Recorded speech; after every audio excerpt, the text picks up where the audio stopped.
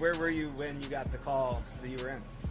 I was on the range putting in my second practice session of the day. Could you kind of go through the timeline of the day when you got up, when you got here?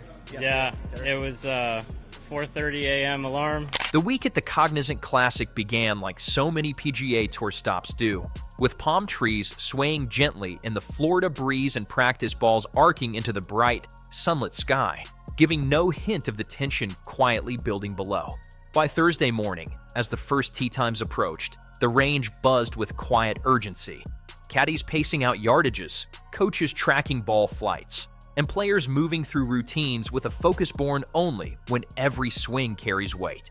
For most, it was just another start in a long season, but for a few, it would prove far more defining. Ben Silverman did not wake up that morning expecting to play tournament golf. At 38, Silverman knows the rhythms of professional golf better than most. He has lived through long weeks, missed cuts, brief sparks of momentum, and the constant arithmetic of FedEx Cup points that can decide whether a career thrives at the top or drifts into uncertainty. He arrived at the course as the first alternate, meaning he had prepared to compete, while fully aware he might never leave the practice area. Alternates occupy a peculiar mental space, balancing readiness with acceptance, because the call to play can come at any moment, or not at all. That call came just 30 minutes before tee-off. Word spread through the clubhouse that while Zalatoris had withdrawn, and suddenly Silverman's status shifted from spectator to competitor. There was no time for elaborate recalibration, no chance to ease into the morning. He had to act. He signed the necessary paperwork, confirmed his starting time, and stepped onto the first tee with the calm exterior he had honed over years, despite circumstances that were anything but ordinary. The challenge of that transition cannot be overstated. Professional golfers thrive on structure, with preparation mapped down to the minute. Warm-up routines prime the body precisely, while mental rehearsals align strategy with expectation. Silverman had prepared in theory, but there is a world of difference between preparation and being locked into a tee time. When that window shrinks to just half an hour, the margin for error feels at once close enough to inspire hope and far enough to hint at danger. Friday demanded even sharper execution. He returned to the course knowing steady golf might not suffice. The wind shifted, greens firmed, and scoring conditions tightened in spots, yet Silverman's composure remained. Early in the round, he found rhythm off the tee, placing drives in prime positions and attacking pins selectively. The turning point came when he executed a shot capable of changing not just a scorecard, but the very temperature of the round.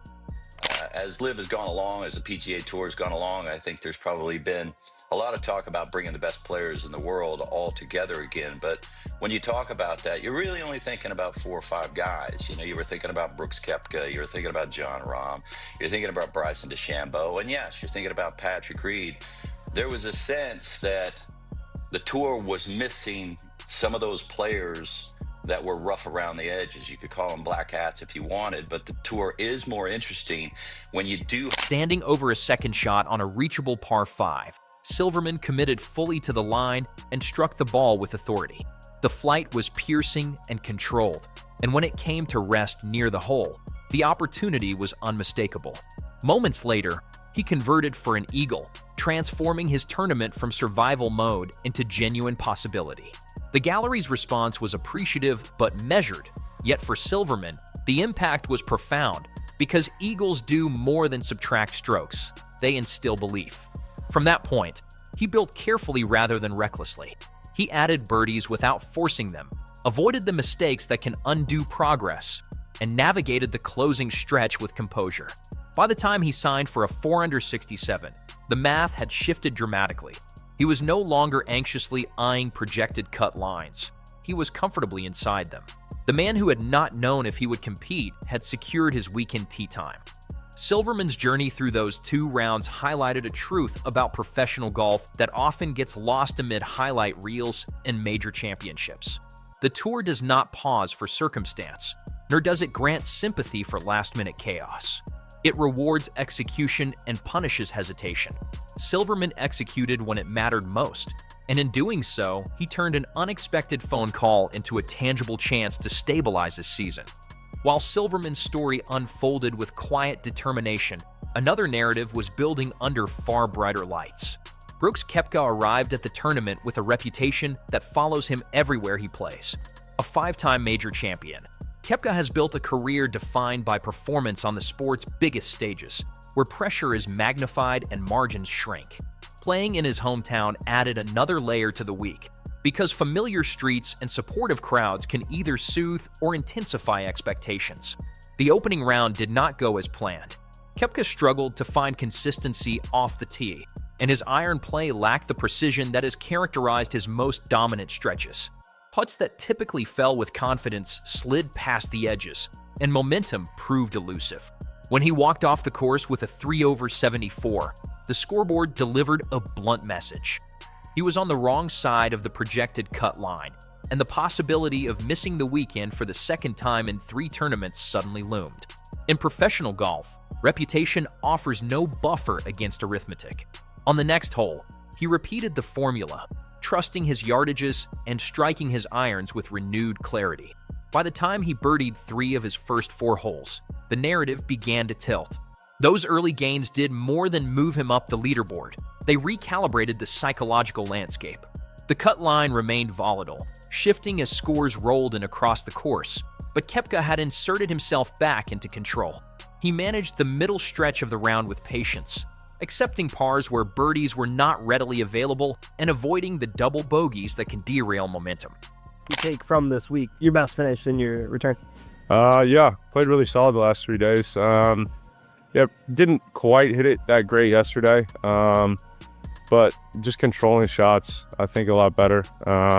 Putter obviously has gotten better. I haven't looked at the stats, but just that little adjustment Thursday night made a huge difference and finally found some confidence. I think that's the one thing that's been lacking. Your drive on 4 was amazing, and then to tip it in, that was great. Talk about the 4th hole a little bit. Yeah, it's a tough pin no matter where you are. As the afternoon progressed, tension around the cut line grew palpable for dozens of players. Leaderboards scattered throughout the course displayed shifting projections with every update, and caddies whispered crucial information to their golfers. For some, a single missed putt meant the difference between a paycheck and an early flight home. The atmosphere carried a quiet sense of urgency, because making the cut is more than symbolic. It sustains careers. Koepka understood that reality as well as anyone. He has built his reputation on thriving under pressure, especially in majors. But the weekly grind of the PGA Tour presents a distinct challenge. It demands sustained focus even when the stakes feel less glamorous. By the time he reached the closing holes, he had positioned himself at 2 under par, comfortably inside the cut line. When his final putt dropped, there was no grand celebration, only a measured acknowledgement that the immediate goal had been met. He had stabilized his week and preserved the chance to move up over the weekend. For a player of Koepka's stature, making the cut may seem routine, but in the context of his opening round, it was a meaningful response. Friday's narrative at the Cognizant Classic revolved around that fluctuating line, and each tournament resets the ledger. His Friday performance demonstrated resilience, but also highlighted how thin the margin can be between comfort and uncertainty. As the tournament entered the weekend, the leaderboard featured both expected contenders and emerging names, yet the main takeaway from the opening rounds remained volatility. Professional golf thrives on unpredictability, and the Cognizant Classic delivered it in concentrated form. A withdrawal reshaped one player's week, a sluggish start threatened another's, and the cut line stood as an impartial arbiter. In many ways, these overlapping stories reflected the deeper rhythm of the season. The PGA Tour moves relentlessly, city to city, with little pause, and each stop brings fresh calculations. Points accumulate gradually, exemptions fluctuate, and careers hinge on moments that outsiders might overlook. An eagle on Friday can secure status, while a missed putt can disrupt months of planning. Silverman's eagle wasn't hailed as a defining shot of the season, yet for his campaign, it carried enormous weight, turning a precarious position into a promising one. Koepka's early birdies didn't win a trophy, but they restored equilibrium and reaffirmed his capacity to respond. Gym session in my garage a little bit, and then here for a quick breakfast. I think I was on the range around 6 or 6:15, and full practice session in the morning. and watched the guys at 8:33 tee off. Went home for an hour and a half, saw my wife and kids. Mini gym session back here, warm up again, and then Katie called me right around 11:50 or something and told me Will was pulling out. So. And what's the Weeks like this remind us that professional golf is both glamorous and unforgiving. It offers opportunity without guarantee and measures performance with clinical precision. The Cognizant Classic illustrated that dynamic vividly, placing an alternate and a major champion under the same scrutiny and letting their clubs determine the outcome. As spectators, it's tempting to focus only on the eventual winner, reducing tournaments to a single name etched on a trophy. Yet the true drama often resides in the margins, where careers are preserved or jeopardized. This week, the margins were alive with tension, and the stories that unfolded within them captured the sport's essence. The first alternate, who received his chance with just 30 minutes to spare, and the hometown star, who refused to yield to a poor start, both navigated the same terrain, faced the same cut line, and emerged with renewed footing. Their paths differed in visibility but aligned in substance, illustrating that the PGA Tour spares no one and rewards those who adapt quickly. By the time the sun dipped below the horizon on Friday, painting the Florida sky with the weight of expectation, the invisible tally of missed opportunities and earned rewards, enforced only at this level of competition, came into focus. For Brooks Koepka, the path had been different, marked less by surprise and more by recalibration. A week that began with uncertainty, in which he flirted with letting momentum slip through his fingers, suddenly demanded a pivot. The leaderboard, like a living entity, nudged him into contention, presenting the dual challenge of harnessing both skill and composure. Koepka's task was less about catching up and more about seizing a charge that had nearly eluded him, a test of mental fortitude as much as physical precision. The leaderboard itself remained a restless, dynamic entity. Names moved up and down with each round. Fortunes shifted with every swing, and the eventual champion would emerge only after navigating this intricate balance of skill, strategy, and nerve. For those who survived the cut, the opening rounds had already provided an intense, illuminating glimpse into the nature of elite competition. Every hole demanded attention. Every green required a calculation of risk versus reward, and every bunker posed a potential pivot point in a narrative that would ultimately crown a single victor. But it is nice to have people come back that are a little rough around the edges. And there is sort of a Rory, Patrick Reed rivalry that, sort of, maybe it's been dormant for the last few years. Maybe that comes back. Brooks Koepka and Rory had a little rivalry. Maybe that does come back, but there's no question that they're interesting players. And it's a bad day for LIV and a great day for the PGA. The Cognizant Classic, unlike events that rely on spectacle or manufactured drama, thrived on a more elemental tension, the arithmetic of golf. Scores rose and fell in increments, subtle yet decisive. Birdies could thrill as much as eagles. Bogeys sting as sharply as a missed tournament-deciding putt. Pressure arrived unannounced, often disguised as a routine shot, a gust of wind, or the quiet hum of expectation from the gallery and broadcast alike. Opportunity appeared just as suddenly, sometimes in a hole played perfectly against the odds, a rival faltering under self-imposed scrutiny, or a single instant when confidence and execution aligned. Yet amidst all this fluctuation, one constant remained: the demand for execution.